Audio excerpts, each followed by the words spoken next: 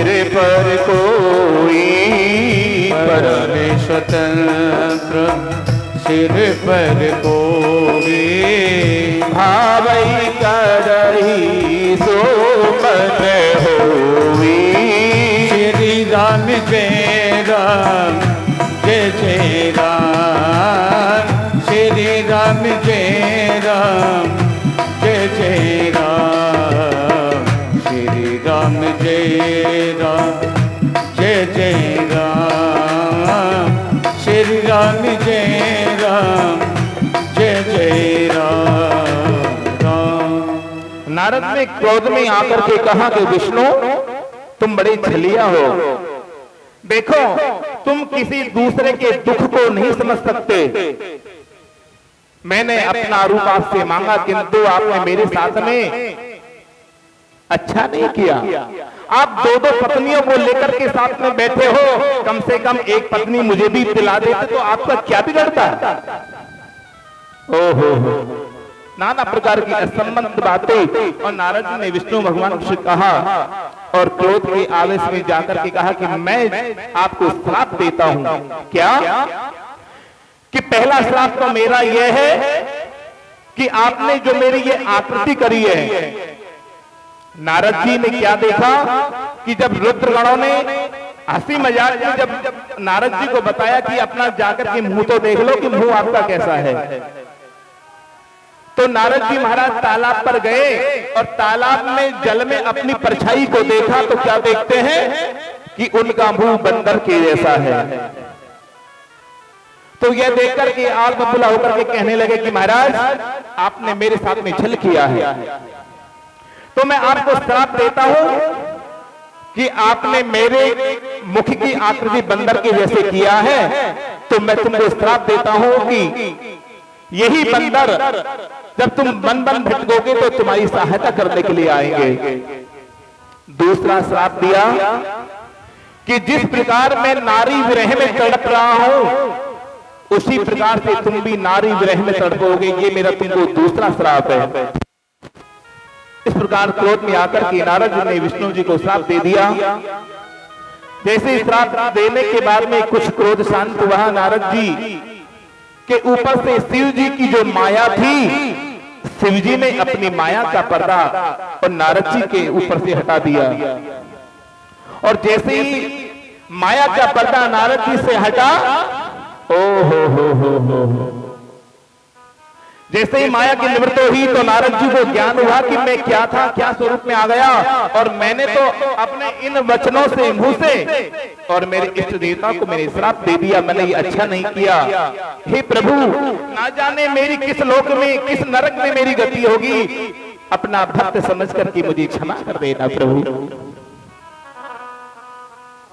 आज नारद जी को ज्ञान हो गया, विष्णु भगवान के चरणों में लोट होकर के क्षमा याचना मांगने लगे कि हे स्वामी, मैंने अनजाने में ही आकर के आपको वृथा ही श्राप दे दिया। हे भगवान, हे परमात्मा शिव जी, मेरा वो जो श्राप मुझसे निकला है वो निष्फल हो जाए, किंतु मुझे चरणों से लगा ले मेरे श्याम मुरली वाले। मेरी रोम रोम में तेरा, मेरी श्वास श्वास में तेरा है नाम मुरली वाले। मुझे चरणों से लगा ले मेरे श्याम मुरली वाले। मुझे चरणों से लगा ले मेरे श्याम मुरली वाले। मेरे रोम रोम में तेरा, मेरी श्वास श्वास में तेरा है नाम मुरली वाले। मुझे चरणों से लगा ले मेरे श्याम मुरली वाले। मुझे चरणों से लगा ले मेरे श्याम मुरली वाले।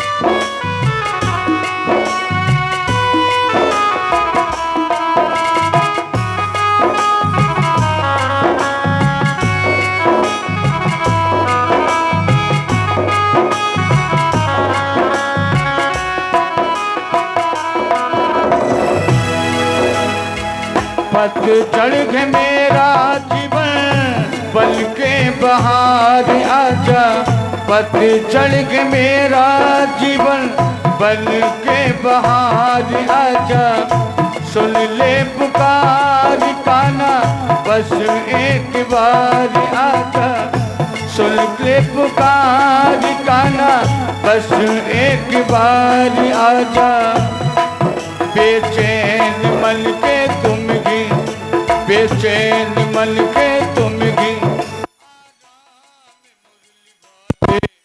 मुझे चरणों से लगा ले मेरे श्याम मुरली,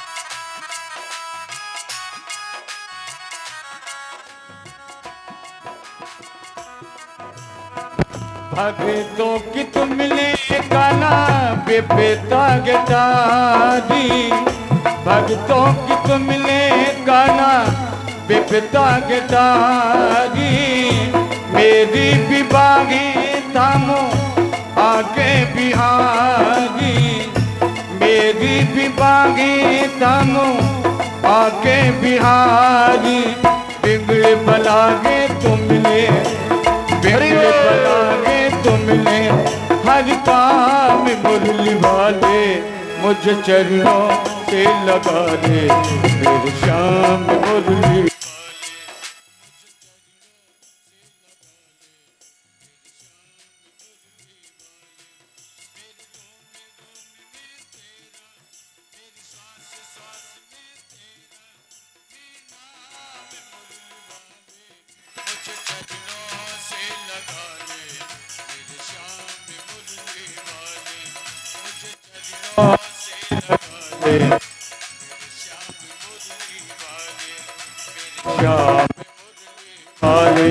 मेरे श्याम मुरली वाले, मेरे श्याम मुरली वाले। बोले श्री विष्णु भगवान की जय हो। तो इस प्रकार से नारद जी ने नाना प्रकार से क्षमा याचना किया, भगवान विष्णु ने नारद जी को क्षमा किया। नारद जी ने रुद्रगणों को कोई श्राप दे दिया कि जाओ, तुमने मेरी हंसी मजाक किया, इस कारण से तुम भी राक्षस हो जाओ। तो दोनों रुद्रगणों ने भी नारद जी से क्षमा याचना मांगी और कहने लगे कि हमारी इस रास्ते कैसे मुक्ति होगी। तो नारद जी ने उपाय बता दिया कि विष्णु भगवान की भक्ति को करो और भक्ति करने के पश्चात में पुनः विष्णु भगवान स्वयं आपको मार करके और पुनः विष्णु लोक को प्राप्त करवाएंगे। बोली भक्तवत्सल भगवान की जय हो।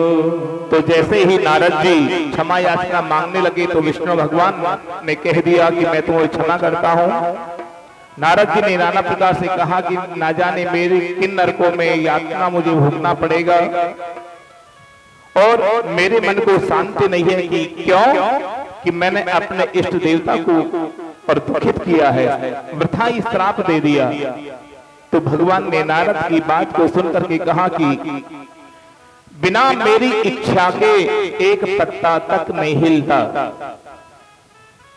तो इस कारण से ये सब जो हुआ है इसमें मेरी इच्छा थी। तुम कौन होते हो करने वाले? हमारा जो ये शरीर है ये भी बिना हरि की इच्छा के नहीं चल सकता। यदि कोई चाहे कि एक मिनट भी सांस अधिक ले ले, यदि कोई व्यक्ति मर जाता है और मरने के बाद में दुनिया की दौलत को भी यदि तोल दिया जाए और उस विष्णु से, उस शंकर भगवान से समझौता किया जाए कि 1 मिनट का ही केवल समय दे दो, तो दुनिया की दौलत देने पर भी 1 मिनट भी फालतू नहीं मिल सकती। राजा सिकंदर के बारे में आपने सुना है कि राजा सिकंदर, हमने एक